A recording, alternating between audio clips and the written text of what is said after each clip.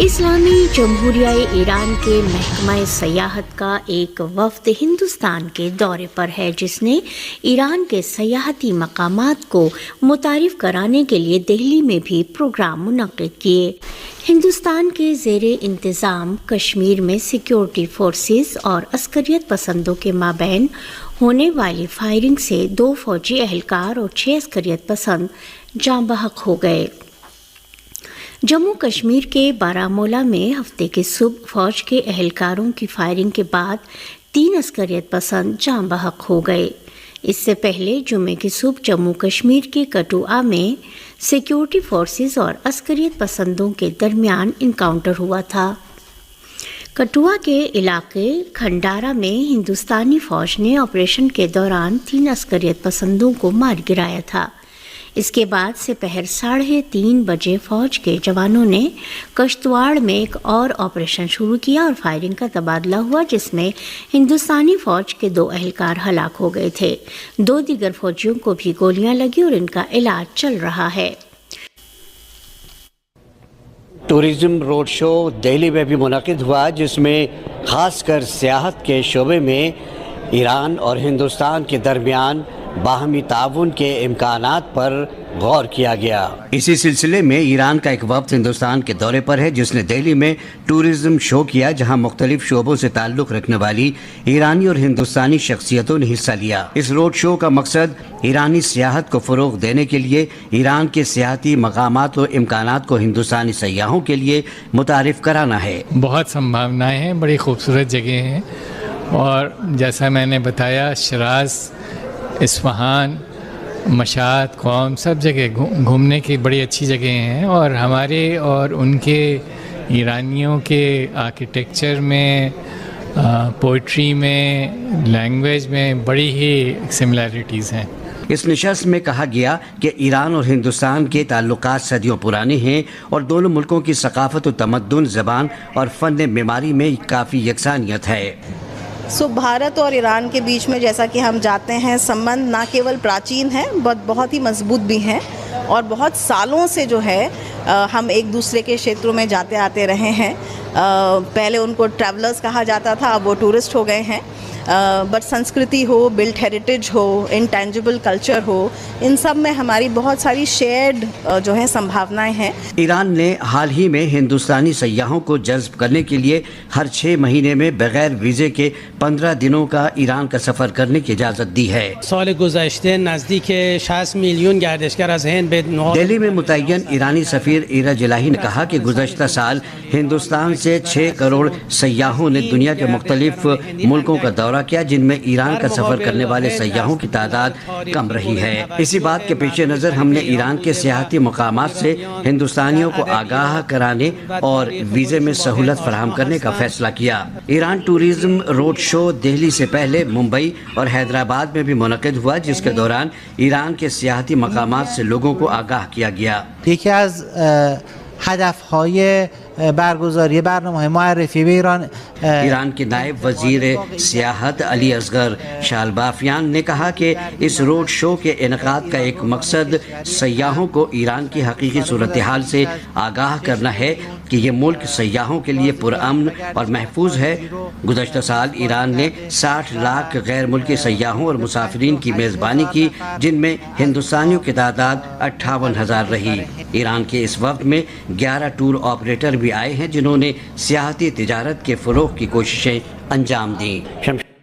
پاکستان کے صوبہ بلوچستان میں پولیس گاڑی کے قریب دھماکے اور مسافر بس کو پیش آنے والے حادثے کے نتیجے میں 7 افراد جاں بحق اور 25 زخمی ہو گئے۔ تفصیلات کے مطابق کوئٹہ میں نیو کچلا کے مقام پر پولیس گاڑی کے قریب دھماکے میں 2 اہلکار جاں بحق جبکہ 1 زخمی ہو گیا۔ واقعے کے بعد سیکیورٹی فورسز اور پولیس نے علاقے کو گھیرے میں لے لیا، جبکہ دھماکے کی نوعیت اور اس میں استعمال ہونے والے بارودی مواد کا جائزہ لیا جا رہا ہے۔ پولیس ذرائع نے بتایا کہ دھماکے سے پولیس وین کو شدید نقصان پہنچا۔ نیو کچلاک پولیس تھانے کا عملہ معمول کے مطابق گشت کر رہا تھا۔ واضح رہے کہ گزشتہ روز بلوچستان کے ضلع قلات میں سیکیورٹی اہلکاروں کی گاڑی کے قریب دھماکے میں 8 اہلکار زخمی ہو گئے تھے۔ دوسری جانب بلوچستان کے ضلع جوب میں ڈی آئی خان قومی شاہراہ پر داناسر کے مقام پر مسافر بس حادثے کا شکار ہو گئی، جس کے نتیجے میں 5 افراد جاں بحق جبکہ دیگر 24 زخمی ہو گئے۔ لیبیس حکام نے بتایا کہ حادثات تیز رفتاری کے باعث پیش آیا اور بس گہری کھائی میں جا گری۔ جاں بحق افراد اور زخمیوں کو ڈسٹرکٹ ہسپتال جوب منتقل کر دیا گیا ہے۔ مسافر بس اسلام آباد سے کوئٹہ جا رہی تھی۔ اسلامی جمہوریہ ایران کی وزارت خارجہ کے ترجمان نے ایران سے روس کو بیلسٹک میزائل دیے جانے کے دعووں کو جھوٹا اور بے بنیاد کہا ہے۔ ترجمان وزارت خارجہ ناصر کنعانی نے یوکرین جنگ میں مداخلت کے جھوٹے بہانے کے ساتھ ایران کے خلاف یورپی یونین کے نمائندے کے بیان کی سخت مذمت کی ہے۔ ترجمان وزارت خارجہ ناصر کنعانی نے کہا ہے کہ ہم ایک بار پھر یوکرین جنگ کے حوالے سے اسلامی جمہوریہ ایران کے شفاف موقف کی یاد دہانی کراتے ہیں۔ انہوں نے کہا کہ ایران کی جانب سے روس کو بیلسٹک میزائل فروخت کیے جانے کے دعوے جھوٹے اور بے بنیاد ہیں۔ صہیونی دہشت گردوں نے ایک بار پھر رات کی تاریکی میں غزہ کے مظلوم شہریوں کے خون سے ہولی کھیلی اور ایک مکان پر بمباری کر کے مزید 4 بچوں سمیت 9 فلسطینیوں کو شہید کر دیا۔ العالم نیوز چینل نے فلسطینی ذرائع کے حوالے سے کہا ہے کہ صہیونی دہشت گردوں نے جمعے اور ہفتے کی درمیانی شب غزہ کے مشرقی علاقے میں ایک مکان پر بمباری کر دی، جس میں کم از کم 9 فلسطینی شہید ہو گئے۔ شہید ہونے والوں میں 4 بچے اور 3 خواتین شامل ہیں۔ اس حملے میں کئی لوگوں کے لاپتہ ہونے کی بھی خبر ہے۔ الجزیرہ کے مطابق یہ حملہ التفاح محلے میں الشجاعیہ اسکول کے قریب بستان نامی ایک خاندان کے مکان پر کیا گیا۔ اس سے قبل جمعے کے روز صہیونی دہشت گردوں نے کم از کم 11 فلسطینیوں کو شہید اور متعدد دیگر کو زخمی کر دیا تھا۔ العالم کے نامہ نگار کے مطابق صہیونی جنگی طیاروں کا یہ حملہ غزہ سٹی کے جنوب میں صلاح الدین مسجد کے قرب و جوار کے علاقے پر انجام پایا۔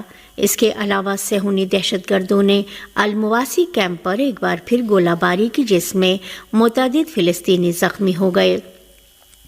المواسی کیمپ فلسطینی پناہ گزینوں کا وہی کیمپ ہے جہاں گزشتہ ہفتے صہیونی دہشت گردوں نے رات کی تاریکی میں بمباری کر کے 100 سے زائد فلسطینیوں کو شہید و زخمی کر دیا تھا۔ آخری خبر یہ کہ عالمی ریڈ کراس نے غزہ کے 9 فلسطینی قیدیوں کو صہیونی حکام سے تحویل میں لے لیا۔ مقبوضہ فلسطین کی غاصب صہیونی حکومت نے آج غزہ کے 9 فلسطینی قیدیوں کو رہا اور عالمی ریڈ کراس کی تحویل میں دے دیا۔ ان قیدیوں کو خان یونس سے تحویل میں لے کر ہسپتال منتقل کر دیا گیا۔